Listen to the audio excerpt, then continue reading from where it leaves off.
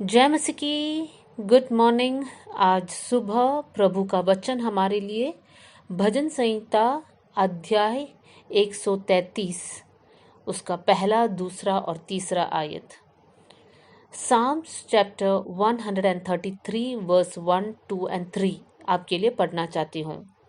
देखो, यह क्या ही भली और मनोहर बात है कि भाई लोग आपस में मिले रहे।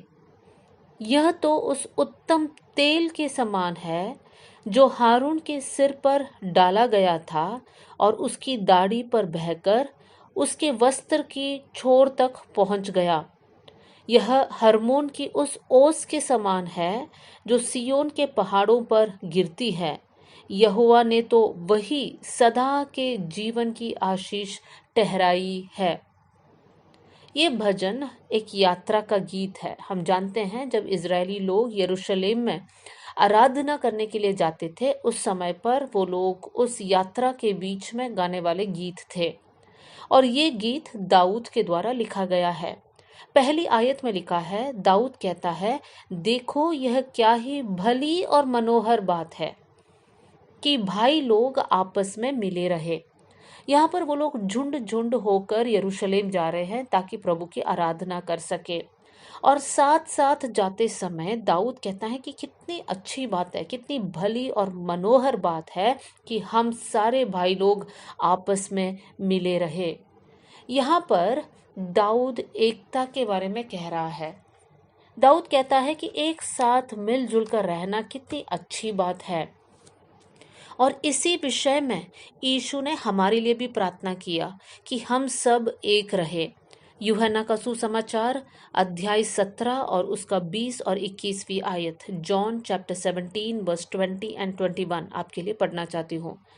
मैं केवल इन्हीं के लिए विनती नहीं करता, परंतु उनके लिए भी जो इनके वचन के द्वारा मुझ पर विश्वास करेंगे, कि वे सब एक हो, जैसा तू हे पिता मुझ में है और मैं तुझ में, वैसे ही वे भी हम में हो, जिससे संसार विश्वास करे कि तू ही ने मुझे भेजा है।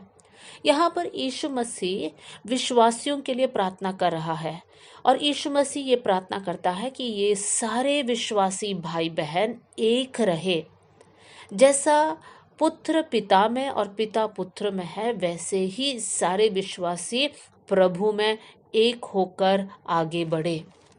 मेरे प्रियो, एकता हमारे जीवन के लिए बहुत ज़रूरी है और एकता में ताकत है, एकता में सामर्थ है।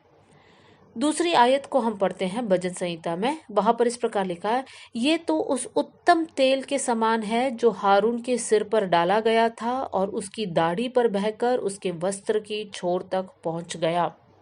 यहाँ पर उत्तम तेल के बारे में लिखा है, सिर्फ साधारण तेल नहीं, उत्तम तेल।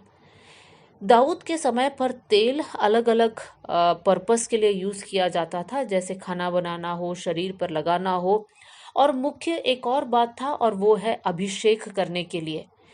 अगर एक राजा के पदवी में, भविष्यवक्ता के पदवी में उस इंसान को अभिषेक करना था तो उसके सिर पर तेल डाला जाता था।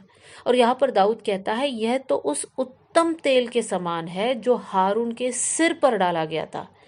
हारून के तो सिर पर डाला, फिर वो बहकर दाढ़ी पर बहकर और फिर वस्त्र की छोर तक पहुंच गया। देखिए, सिर पर डाला हुआ तेल बहकर दाढ़ी पर आता है, बहकर वस्त्र तक पहुंचता है और वस्त्र तक नीचे तक पहुंच जाता है। यहाँ पर डायरेक्शन देखिए, ऊपर से नीचे, मतलब परमेश्वर की ओर से मिलने वाली आशीष है ये। कौन सी आशीष? कि हम एक साथ मिलजुल कर रहे। मेरे प्रियो, हमारे बीच में जो एकता है, हम लोग एक होकर रहे। भले हम लोग अलग अलग भाषा बोलने वाले हैं, अलग अलग स्टेट के हैं, अलग अलग राज्य के हैं, फिर भी हमारे बीच में एकता कैसे है? वो इसलिए है क्योंकि हम सब प्रभु के बच्चे हैं। परमेश्वर ने हमें एक बनाया है।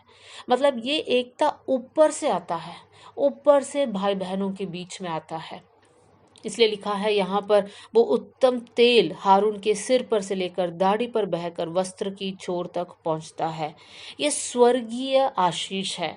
तीसरी बात देखिए, यह हर्मोन की उस ओस के समान है। क्या है हरमोन की ओस के समान कि भाई लोग एक साथ मिलजुल कर रहना कितनी भली बात है, कितनी मनोहर बात है। और वो बताने के बाद दाऊद कहता है वो ओस के समान है। हम जानते हैं ओस ताजगी को दिखाता है। मतलब जब भाई लोग बहन लोग आपस में मिलजुल कर रहते हैं वहां पर एक ताजगी है। जो इंसान दुखी है, जो इंसान निराश है, वो संगति में आकर बल प्राप्त करता है।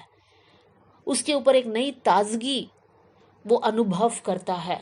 तो मेरे प्रियो, मसीही जीवन मतलब अकेला रहना नहीं है, लेकिन मसीही जीवन मतलब मिलजुल कर एक साथ आगे बढ़ना है। तीसरी आयत का लास्ट लाइन में पढ़ रही हूँ, यहोवा ने तो वही सदा के जीवन की आशीष ठहराई है। तो परमेश्वर क्या चाहता है कि हम मिलजुल कर रहे, उसी में आशीष है। मेरे प्रिय भाई बहनों, हम सब अलग अलग जगह बैठकर इस वचन को सुन रहे हैं, अलग अलग स्टेट में बैठकर सुन रहे हैं, लेकिन हम सब प्रभु को इसलिए धन्यवाद करेंगे क्योंकि हम प्रभु में एक है, हमारा पिता एक है, और इसलिए हम सब भाई बहन हैं। हमारे बीच में वो प्रेम और एकता बनकर रहे। आइए हम लोग प्रार्थना करें। स्वर्गीय पिता, आज का वचन के लिए मैं धन्यवाद करती हूँ प्रभु जी। परमेश्वर, आपका वचन सिखाता है कि भाई बहन आपस में रहना कितनी भली और मनोहर बात है। प्रभु, मैं दुआ करती हूँ जितने मसीही भाई बहन हैं प्रभु जी, सबके बीच में प्रेम होने पाए प्रभु जी, सब लोग मिलजुल कर आपकी सेवा करने पाए प्रभु। हम सब आपके बच्चे हैं प्रभु जी, आपके लहू के द्वारा खरीदा गया है परमेश्वर। उस बात को समझकर आत्मिक जीवन में एकता होने पाए प्रभु जी। हमारे बीच में भेदभाव को लेकर आने वाली हर एक दुष्ट शक्ति को यीशु के नाम से हम डांट देते हैं परमेश्वर पिता। प्रभु जी, हर एक मसीही भाई बहन के बीच में प्रेम और एकता होने पाए।